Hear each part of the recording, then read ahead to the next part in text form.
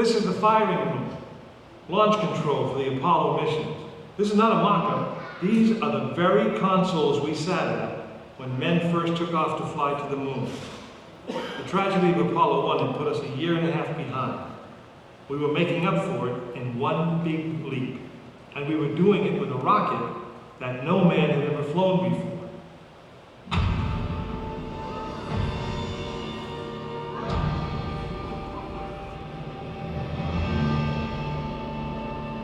It was a few days before Christmas 1968 when Apollo 8 sat on the pad.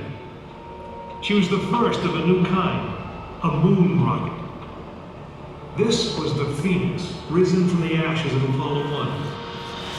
The first Apollo crew did not die in vain. This was to be their testament.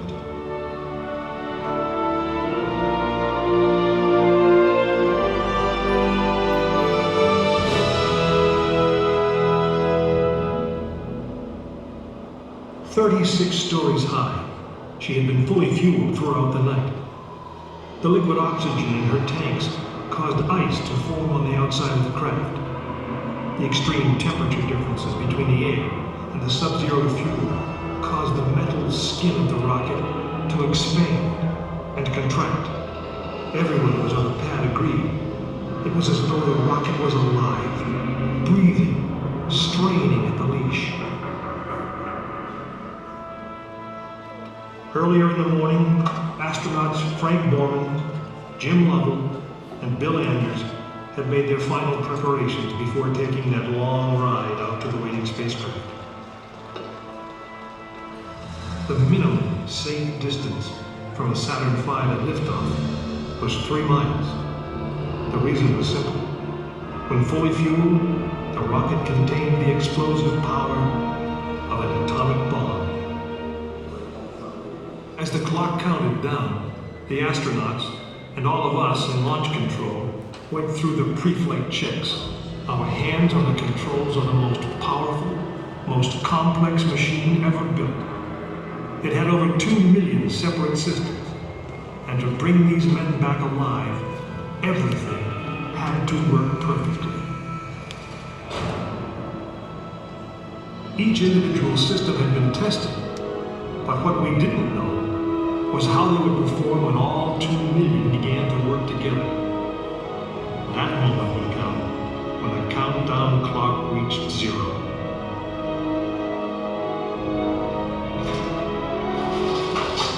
If a maneuvering thruster failed, if communications broke down, if navigation was off by 1 degree, if any piece of the miles of wiring, circuits, relays, or valves was defective, Frank Borman, Jim Lovell, and Bill Anders would pay with their lives. As they sat, waiting for launch on that chill December morning, these 3 astronauts were back to what they had always been, test pilots.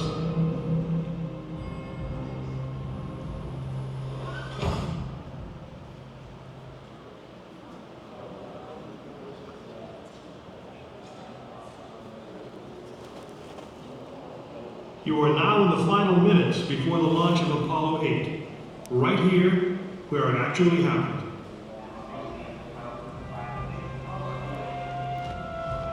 Mankind is about to leave his planet behind and journey to another. It is one of those rare moments when history is not being made, destiny is being embraced.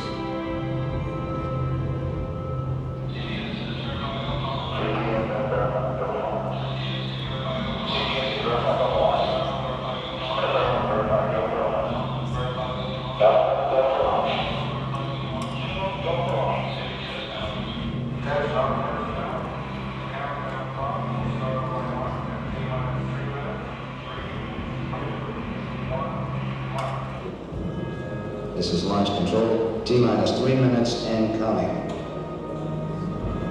We have completed our communications checks with the Apollo 8 astronauts in the cabin, and the communications are go.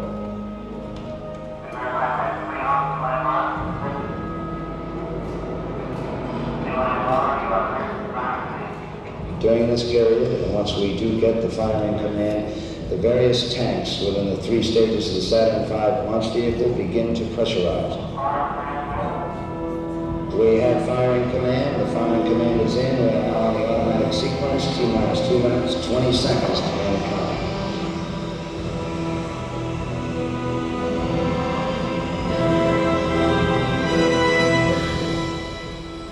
Our status board indicates that all aspects are ready. Instrument unit is ready, spacecraft ready. Final check of the emergency detection system. That ready light also on. First stage preparations are completed. All systems are A, okay. Okay, keep going. We're on. Ready to go to concrete. Stand by, Water.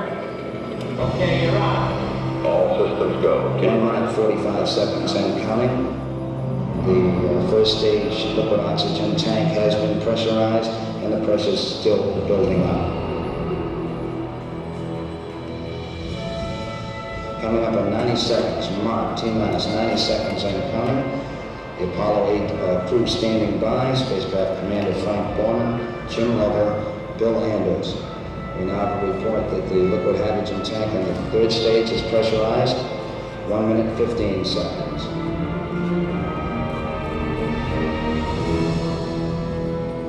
All third stage propellants pressurized at this time as we come up on the 60-second mark on the flight to the moon. T-minus 60 seconds and counting. The vehicle now is completely pressurized. We're coming up on a power transfer shortly.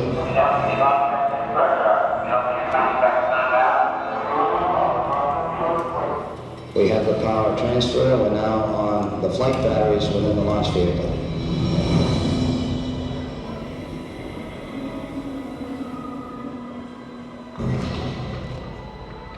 Final reports coming from Frank Borman at this time.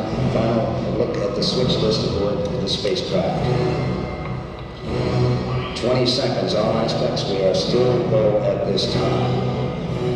T-minus 15, 14, 13, 12, 11, 10, 9. We have ignition sequence start. The engines are on. 4, 3,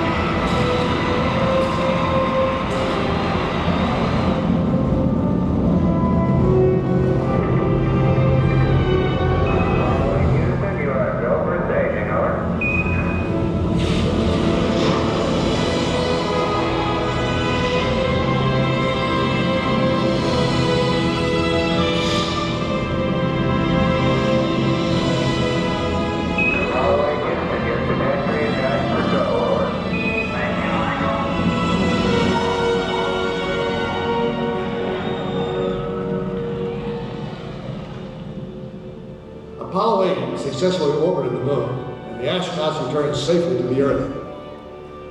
I know. I'm Jim Lovell, and I was one of the crew of this spacecraft, Apollo 8. We were the first men to see the surface of the moon from just a few miles away. But it was the hundreds of thousands of men and women who worked in that team, and the millions of people who supported the mission that really made it possible. That way, I guess, we all went to the moon.